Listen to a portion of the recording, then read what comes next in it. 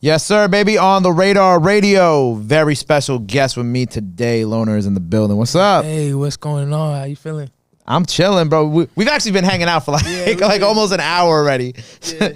So this is like, I love that though, because like when the Zoom shit, you don't get to hang out with somebody for like an hour before me while we waiting for like another podcast to finish up in the studio. Oh, you were doing Zoom interviews? I was. You know what I'm saying? The grind don't stop. Yeah, that shit, that's true. That's very true. I mean, the Zoom shit though, that shit.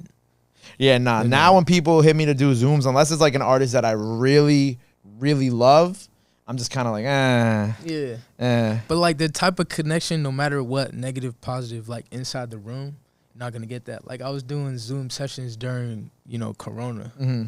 And I'm a lie, not sessions. I did one. Just a singular one. Singular one. I did one, and I was like, I'm not fucking with this. I never did it again. That's crazy. Yeah, no, like all over the place. It's like I will say that I'm not gonna knock Zooms completely because they really helped me build the show because I was able to have yeah, of course. I was able to bring Coy Leray back on the show. I did 2C. I'm trying to think who else. I did a bunch of artists during the pandemic, which were great looks via Zoom. But it's just like, like you said, it's like you don't capture the same energy because people be in their cars, people be on the move. All over the place. Exactly. And then sometimes you get like you'll do an interview and like somebody will be in the car driving through like the boonies and like they'll be like in the middle of the swamp with no Wi-Fi or 4G and you knew you had this interview at this time. Right. But we here now. I appreciate you being here. How long you been in New York for? Man, I've been in New York. I just moved to LA, but I've been in New York for about 4 years. Yeah. Brooklyn. Oh. So you were living in New York for a while? I was living in New York, yeah. I was born in Cali and then grew up in Massachusetts, coastal boy shit all over the place. And then I got tired of Massachusetts just for, Now this Massachusetts. Yeah, musical reasons. I fuck with the bean. I fuck with Massachusetts. Don't let them think I don't. But where I was, there wasn't, like enough motivation or elevation when it came to music. So it's like, you know what I'm saying? I didn't get into no college. I was in community college at the point. So I was like, if I want to do something, I'll be a bum. Like, this is what I want to do. And I have to surround myself around people who are like tapped into my wavelength. Right. The same kind of thought process as you. Yes, sir. It's like how people move to New York for like certain things or for music or for entertainment. Like you want to be around the same people who are like just as driven. Exactly. Yeah. That's all it was. So, New York is that place. Everybody, nigga could be walking to Starbucks and he's driven. He's like, oh, I'm about to get me some cappuccino coffee, like sprinting, like trying to beat you on the sidewalk. So like that mentality was something that I was like, okay, like just being up, like cause I would take trips and like I would take trips every week and I just saw the mentality that I wanted to have and, surround myself around those people. So yeah. How'd you first get into songwriting? Songwriting, man. I mean, I've been into music since I was a little kid. Like, my mom did music. My whole family was just like very musical. So like, whatever they did, I was just like, studying them. And like, I was never a person who liked mainstream music. So like, every time like I would see people like, oh, a song come on, they start going crazy. Like, 50 plus people just knowing the words. I was like, I don't really fuck with this song though. So like why are y'all going so crazy? But eventually, like just through experimenting and trying to figure shit out, I found like what I actually like. And then when I found that shit, it would always hit me in the chest. And when I found the shit that hit me in the chest, I would study it. And then like that's when I would start getting into like how can I recreate this same feeling? So that's what got me here. It's just the chase, really. What was that music that like really hit you in the chest? Ooh, so when I was young, the first set of music that hit me, I was just scrolling through TV and I scrolled to this one channel, like how they had the movie channels like HBO before all streaming and shit, and there's this movie called Babel. Okay. And at the end of the movie, there's a score, and it was like this fucking crazy ass gnarly strings that were just going on. And it's called Bibo no Arizona. Like, I'm a nerd about this shit. Like, okay. I always say, like, I feel like everybody is a nerd about something. When they find something, they just dive in. And that was my thing. It was strings. It was movie composition. So, like, it was never, like like a specific artist that was just like, oh shit. But then, you know, once I found that base, then I started to see more artists that was just like, oh shit, okay, like I see what they're doing. I'm gonna take a piece of that and then, you know, put it to who I am. Very random, but the end of Transformers hit me really hard. Yo, that shit slap, bro. That shit slap. The what I've done, Linkin. I definitely picked up a guitar after that. So Linkin Park went I crazy, bro. that was definitely the beginning of when I picked up when I started playing guitar. I was like, oh yeah, I need to learn how to play this song. Yeah, facts. I was definitely a MTV Jams nigga. I was like a MTV Jams 2, MTV Jams, MTV Hip Hop. Like I was always on those, you know, before MTV is what it is now, when they were actually like playing music videos all the time. Shit, yeah, and they had, different genres too. Yeah,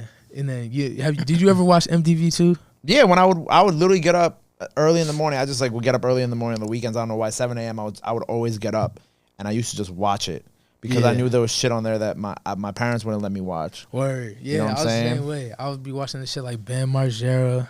Yeah, all those shows where they just like, you know, Steve-O and all them. I would watch that, and that was like kind of who I was. I think they would play music videos early in the morning, like because obviously late at night, early into the morning. I just vividly remember one morning waking up very young and watching the Lollipop video.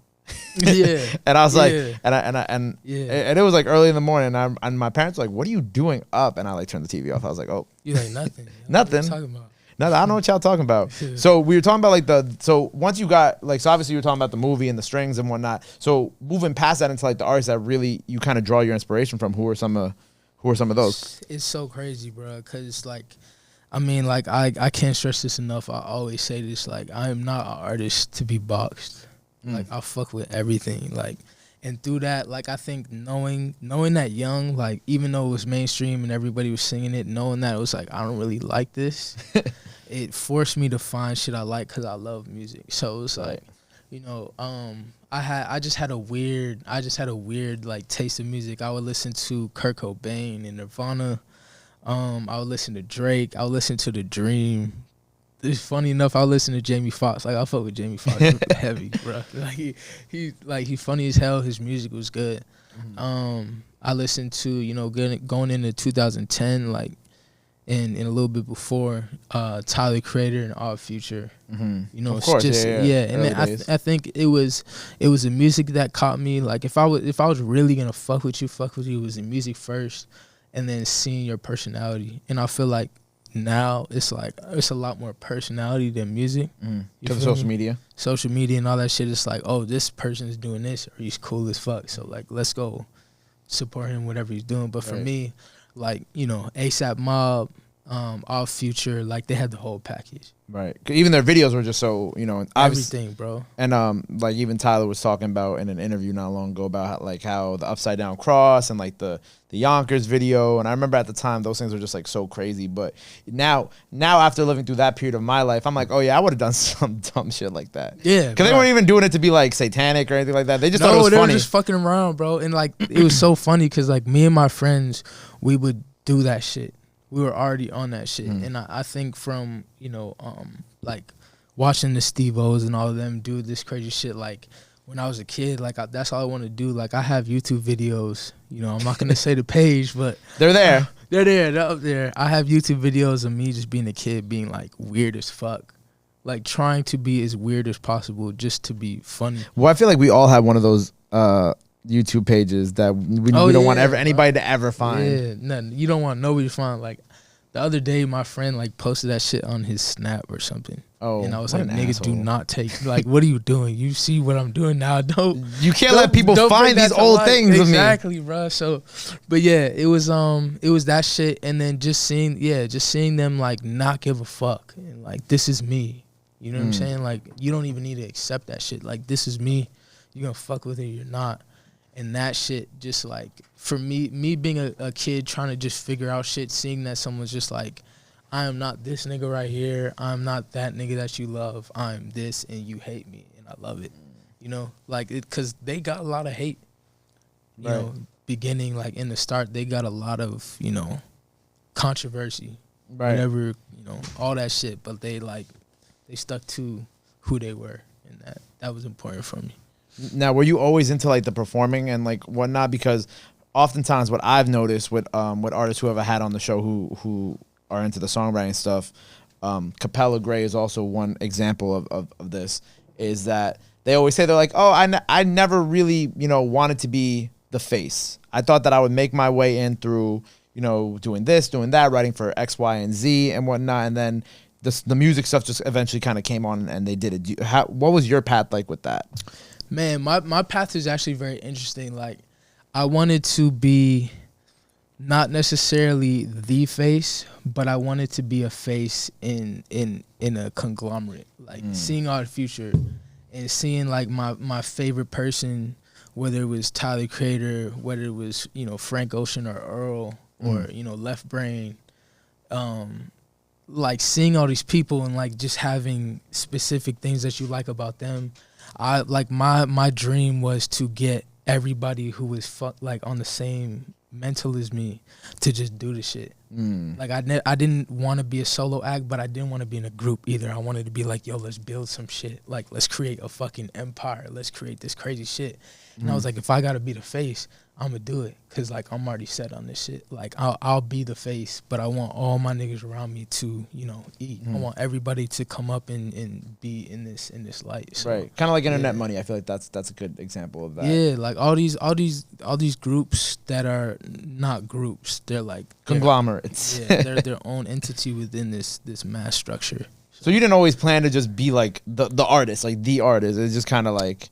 Yeah, it just gradually became that. Yeah, and I know cocky shit. Like, I felt like, regardless, I was gonna be that, but I also wanted like people to be at my level. Like, it was never no ego shit. Like, I'm gonna be the face.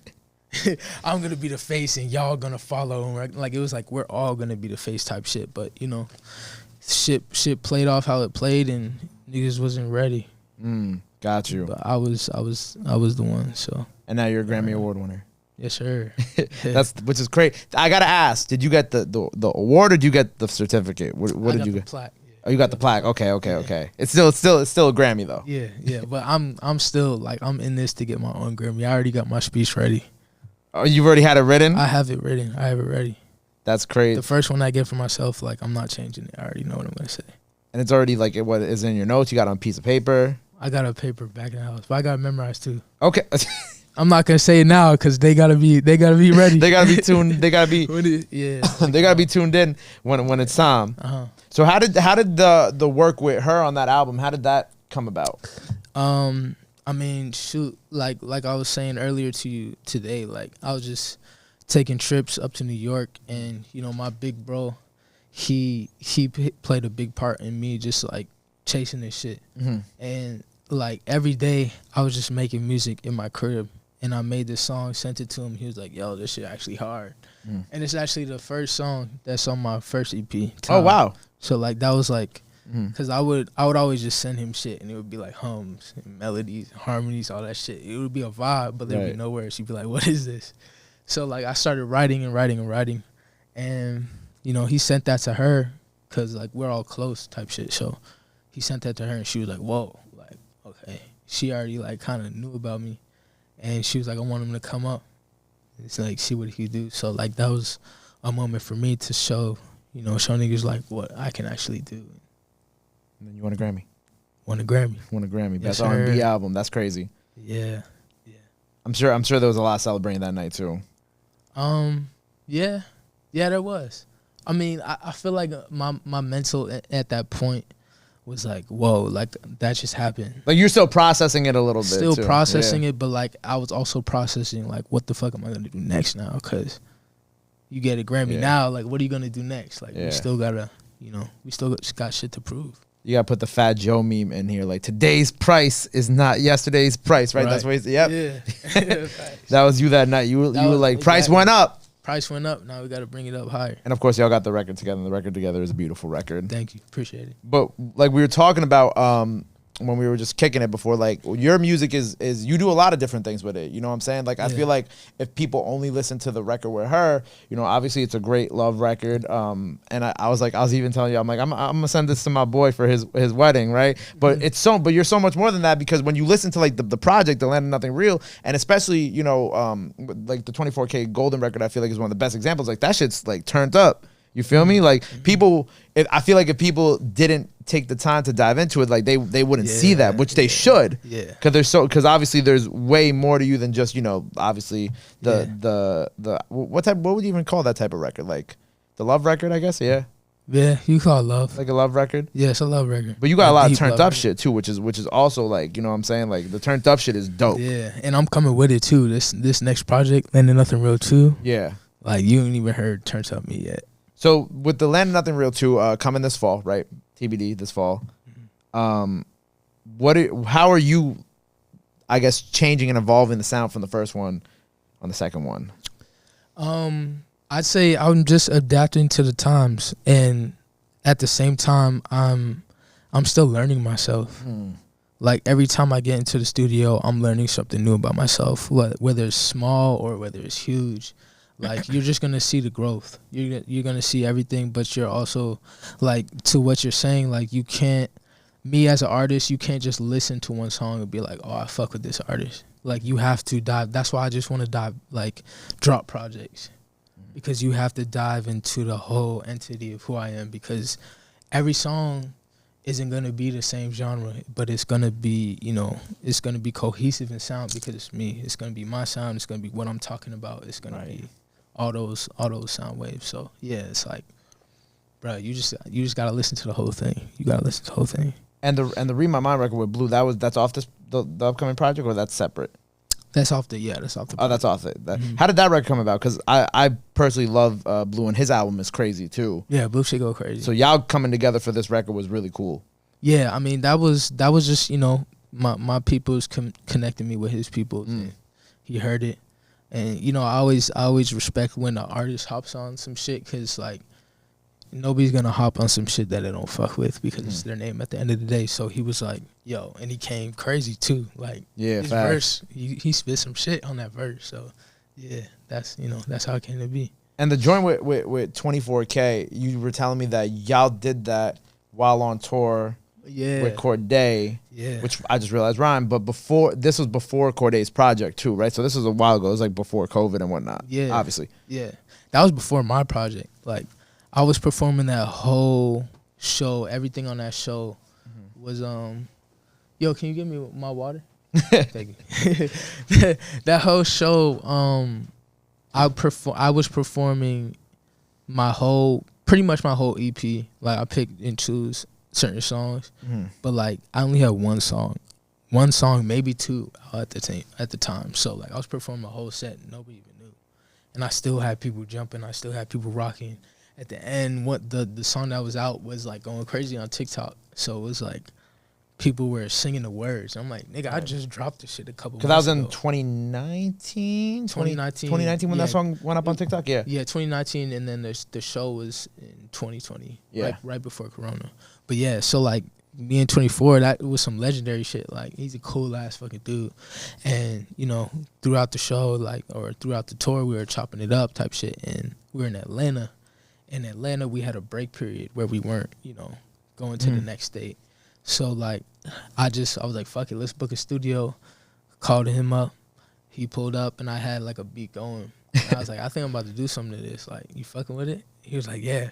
And like, oh, I actually already had the hook, the lit hook in. And then he just hopped in the booth, cut his verse, didn't even write it. He just freestyled his shit. And yeah, the next day, we literally performed at that next show. Got the water. Yes. Boom, there we go. Thank you, sir. But yeah, we performed it the next day. Stage diving, all that shit. Mosh pits, bro, it was crazy. To make it from one night and then to performing it the other night is crazy. Bro, that shit was hard, bro. Like, I'm about to start doing that every tour.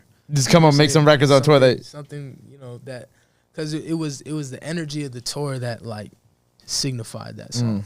It like, because if the tour wasn't lit and the shows weren't lit every day, we would have been like, whatever. But like we're like, yo, this shit's so crazy. Let's amplify this shit, and then we did that. And now we're here. Made a song about Most Fit. That's crazy. I'm sure you missed touring this past year.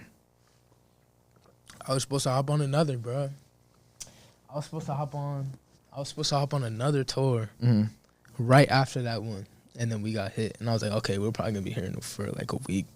We all thought it was a week. Yeah, you can tell me about that tour later. I'm sure we can't really say nothing about that. But I'm sure it would have been because it would have been what, like springtime, summertime. So I know it must have been like a good tour too. Bro. It's okay. Everything's meant to happen. Exactly. It is what it is. It's meant to be. And I saw for the single World, you did like this thing where you were having people DM you their story. Mm-hmm. And I scrolled really far back on the gram for that one. I was like, all right, I want to see what else. And I thought that was cool how you were having like, because I forgot exactly what this one girl said, but was it something about addiction or something? I remember, and you were just like talking to her in the DM. I thought that was cool because I always think that it's dope when you get to see people talk to their fans in that type of capacity too. Yeah. I mean, I have a lot of fans that just be going through their own shit, and for me, like for them to come to me and be like, ask me a question, I'm like, yo, I've always been the little bro, you know what I'm saying? But like I've always had this conversation in my head. So I think from like what I talk about in my music when it comes to World or The End, and then what I would talk about when I go live and just, you know, chop it up with them, they were like, okay, like he kind of has some insight for me. You know what I'm saying? I don't think I'm the wisest nigga in the world, but like I've like the guru. Yeah, I'm not no guru, but I've been through what I've been through. So like they took it to me, and for them to be a supporter of me, I feel like, you know, with the time that I got, I'm gonna be a supporter of them. So, you know, I would talk to them about, you know, their problems, you know, and just try to help them, and that's what it is. I'm sure they appreciate that because, you know, it's not always easy to get an artist to respond because you have so many DMs too. Yeah, facts. And that's why I say with the time I have, like, when I got the time, I'm scrolling through hundreds of DMs just trying to get to, like, everybody that I can. So, yeah. That's fire. And we're also in your record's in a new movie, Reminiscence, right? Yes, sir. Hugh Jackman, the lead. Very dope. How did this movie placement come about? Is this your first movie placement? This is my first movie placement. First movie placement. Congratulations. Thank you. I have not seen the movie yet, but I will see it now that I know it's on HBO Max because I had no idea. Everybody go watch that shit. It's crazy. Is your song in the movie?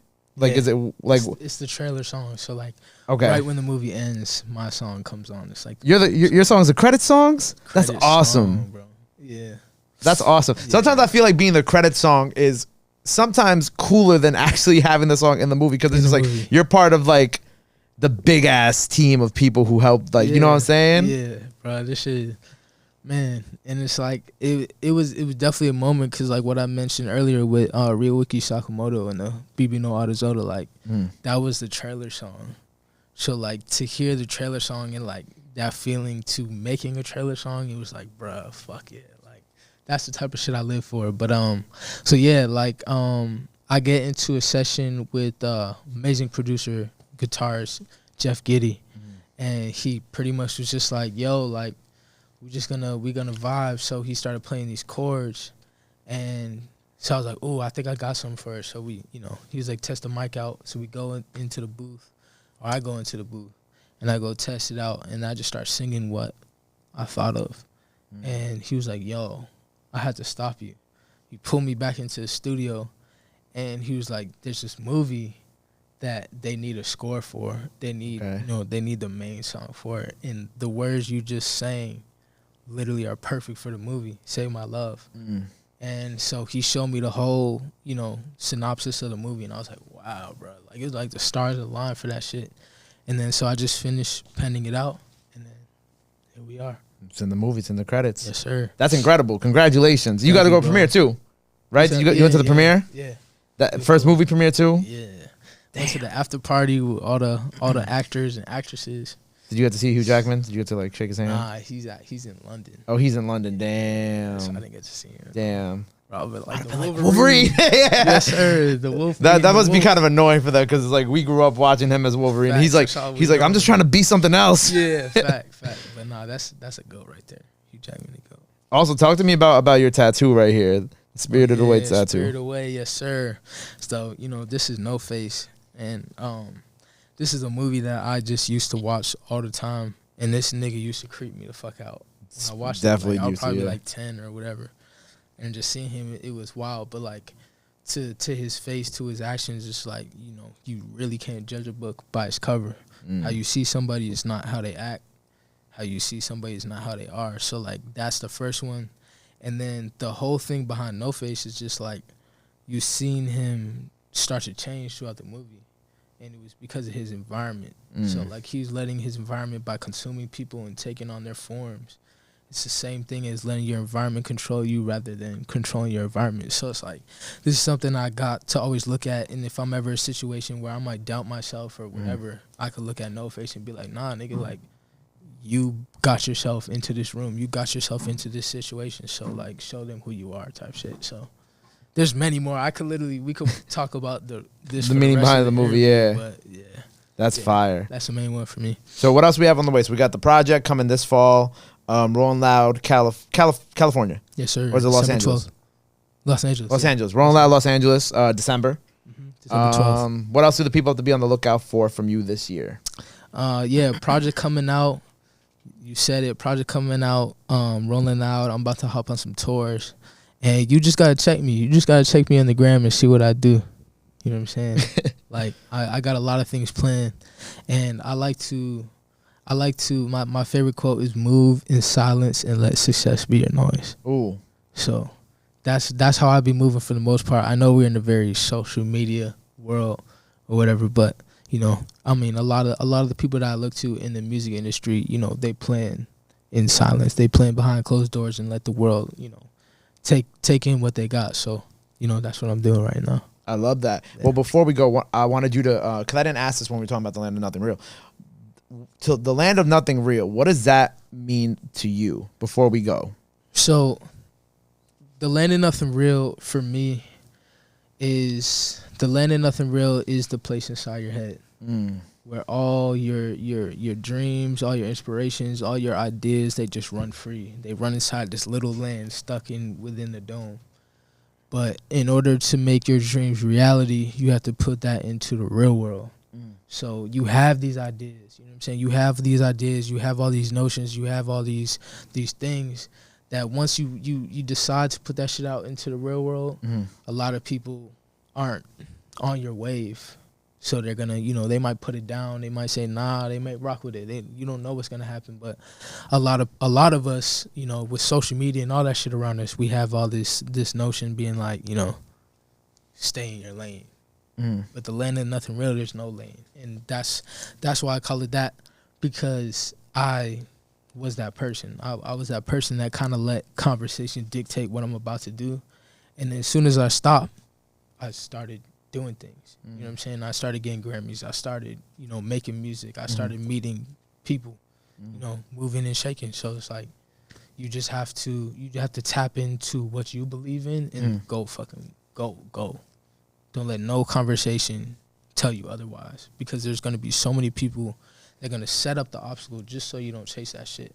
So the land of nothing real, and then that's the main thing. It's in your dome. There's like no reality within your dome to make reality. And then land of nothing real 2, why I call it land of nothing real 2 is because we live inside that. We live outside of it. Land of nothing real. Like this whole thing, the country, the world, LA, New York, it's a land of nothing real. Like, there's so many people that just aren't going to be real with you. Then, I mean, New York, niggas don't keep it a buck. Yeah.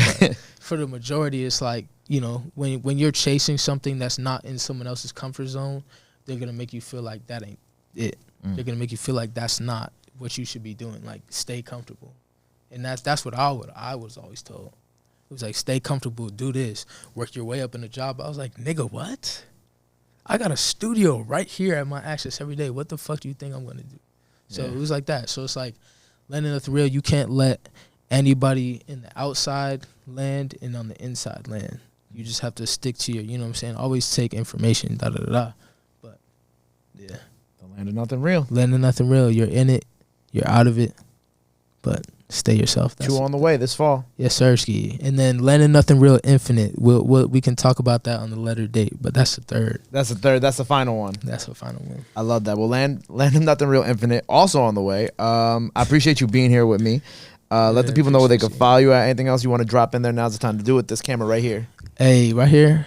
Yep. You know what I'm saying? You can follow me at Instagram, 1LONR, on Twitter, 1LONR1. And if you want that TikTok shit, 1LONR as well. So, yeah, go follow me. Go do it up. Check me. You know what I'm saying? Check the ice on the neck. Well, there you have it. Make sure you go follow him. Go run up the streams. Check out Reminiscence out now. And Read My Mind with Yung Bleu is out now, all streaming services. Boom. There you go. Lonr on the radar, baby. My God, appreciate you. Appreciate you, bro. Boom.